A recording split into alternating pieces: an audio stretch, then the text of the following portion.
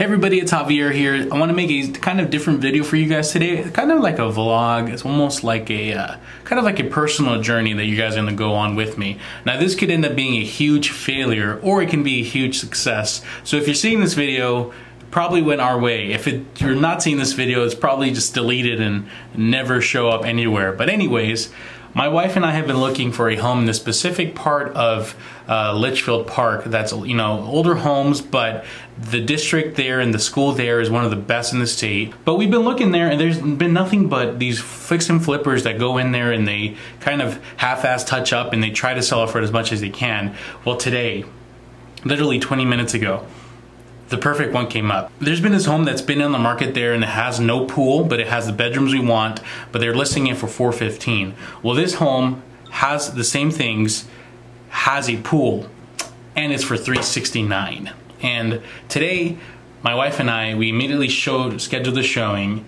and we're gonna go look at it today at 5 o'clock, and we're going to see if we can get it. Now, we weren't really ready to buy a home. We were probably gonna wait till like early next year to do it, but sometimes a rare opportunity comes up, especially in a neighborhood where the houses barely come up, that you just have to make a move on it. So let me kind of break down what the numbers are, and hopefully you guys can follow me on this journey of how we got this house under contract. There's the home. Beautiful, beautiful, beautiful. It's been touched up. It's remodeled, but it's been like, you know, the people that actually live there have remodeled it to their liking. It's not like those fix and flippers. Super nice, has a really nice pool. Overall, great home. So it's currently listed at $369,000, and in this situation, when I find a client who finds the home of their dreams, I tell them just offer what you need to offer to get the home under contract. We're gonna be up against other people that are also gonna fall in love with the house. And the thing is the concern is always, well, am I paying too much for the house? Well, the great thing about real estate is you're always gonna do an appraisal on the house. So in this situation, this house is worth $369,000. I've seen houses just like this sell for $380,000, $390,000 in this area. So I know they probably underpriced a little bit. So let's say I offer $380,000, $385,000 on it. Well, there's still gonna be an appraisal done on the property. And if the appraisal doesn't come in at value, let's just say the appraisal comes at $370,000, well, you're still going to negotiate that. There has to be renegotiated at that point. A good realtor is not afraid of that, and I personally am not afraid of that. So we're going to see what offer we think we're going to make. We're going to go look at it first, but if we end up liking this house, like, I think we might have to offer a little more to get it, and we're probably gonna have to pay our own closing costs, which we weren't planning on to financially and budgeting wise, but it's just something sometimes you have to do what you got to do to get what you want. Hey guys, so we went to go look at the house. Turn off the fan. We went to go look at the house and didn't record it because the owners were there and I wanted to make a good impression, but it's pretty awesome. So we ended up offering $380,000, which is 10 grand above list price. And on top of that, we're paying our own closing costs. As a realtor, I feel a little weird because I'm not used to offering 10 grand and then on top of that paying your own closing cost. I'm usually on the mindset of, well, if you're gonna offer more, then have them help you with the closing costs. But being such a specific pocket of unique homes, and every neighborhood has a different market, and this one being such a special home, especially a home selling at $393,000, $400,000 even, I'm okay paying more. In my mind, I'm not paying more because we're still doing an appraisal on it, and paying our own closing cost, I mean, it is what it is, right? You got to do what you got to do. So let's see how it goes. All right, we got an update for you guys. We have our research team on there already. We have our best, brightest minds of real estate working on calculating all the figures, making sure we got the best deal. Right, guys? Yeah. Do we get the best deal? Yeah. Okay, cool. All right. So anywho, it's been now 2 days since we made our offer. We originally only gave them 24 hours to respond, but they decided to ask for another 2 days, which we did. Not like we had much of a choice. So of course, we've had tons of showings now, and they gave us until today at 6 for response time. Now, they let us know that they're basically asking everybody for highest and best. So real estate terms related, that usually means that they have several offers and they want everybody to offer their best. Usually, sometimes you are the best offer and they just see if they can try to get more money out of you. But Mercy has a theory. What's your theory, Mercedes? I think that they liked us, and I think that they want us to get it, but they want to see if we can come up a little bit and maybe match somebody who outbid us on it. But here's your thing. So we're thinking offering another $5,000 just to get it under contract. But here, check this out. There is a house that's not in this particular pocket of nice homes that we love, and it's going to be our dream neighborhood and our dream school. We can walk our kids to school and everything. It's not that. But it's only about 5-10 minutes away, so it's a car drive. It's not an older home, it's a newer home. But instead of it being, 2,000 square feet or whatever, it's a massive, almost 4,000 square feet. It is 4,000. It's over 4,000. 4,200? Yes. It has 6 bedrooms. Has a loft. Has a loft upstairs. It has a giant backyard. It's a massive 2-story home. We have room, 3-car garage. Without giving too much info about the information, but like, look at this massive house. And it actually doesn't show that well in pictures. It's a lot more impressive in person.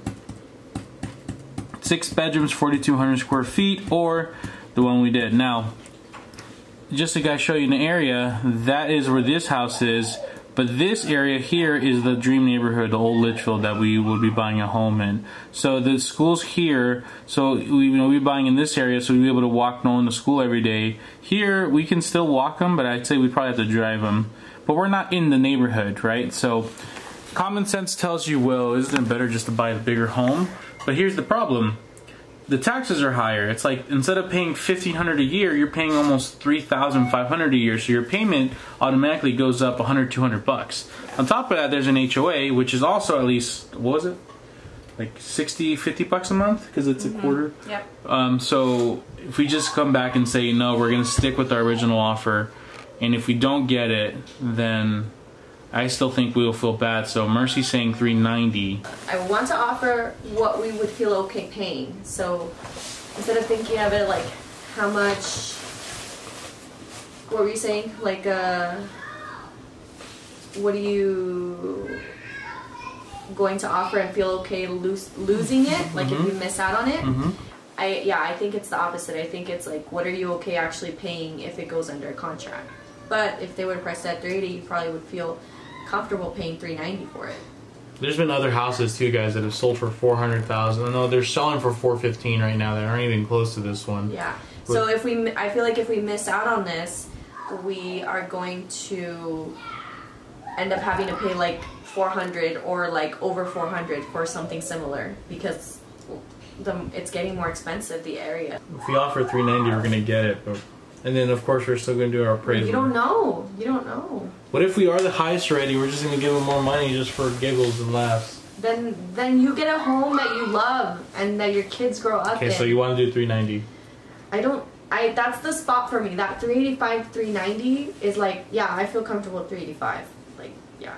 But then $390 is like a little iffy. So there's somewhere in the middle there that I lose it. Like I lose my confidence in that. $385 would be $15,000 above list, and we're paying closing costs. We're not paying. $385 then. $385.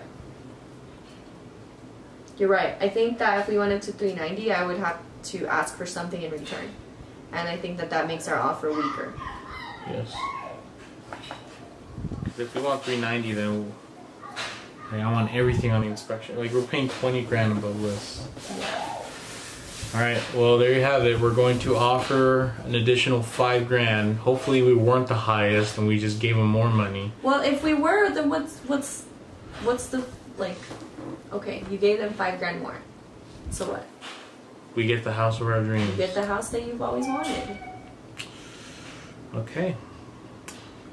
Alright, stop what you're doing. We have a major development since our last little video. Like it's literally been like 20 minutes. A new house just came up for $312 with a pool, but only has 3 bedrooms, but it has a massive land. It's a 1/4 acre. So this is making us realize that there's new houses and opportunities coming up every day. So we're not gonna bend over backward to make this work. Well, we're considering staying strong in our offer. Yesterday there was a $389.9 that popped up. I think so. I mean, we can figure something out. Like, look at that yard. And then over there is all like not worked. Yeah, you know, we've been so used to nothing coming up in Litchfield that we were going crazy over this one. So I think we should stay firm at $380. We can spin it our way, and we can say,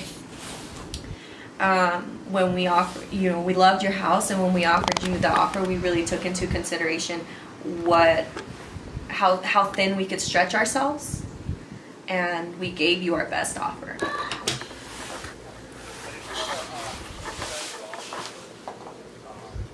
That sort of thing. Those other people came, they didn't, you know, they weren't, I don't know, they're being wishy-washy about it, and so I don't want to string you guys along. It's a good offer. I'm happy with it. Awesome. Well, thank you so much, Christoph. We appreciate the opportunities. Thank you. All right, bye-bye. We got it. We're gonna be out in a month. It worked out. It paid off.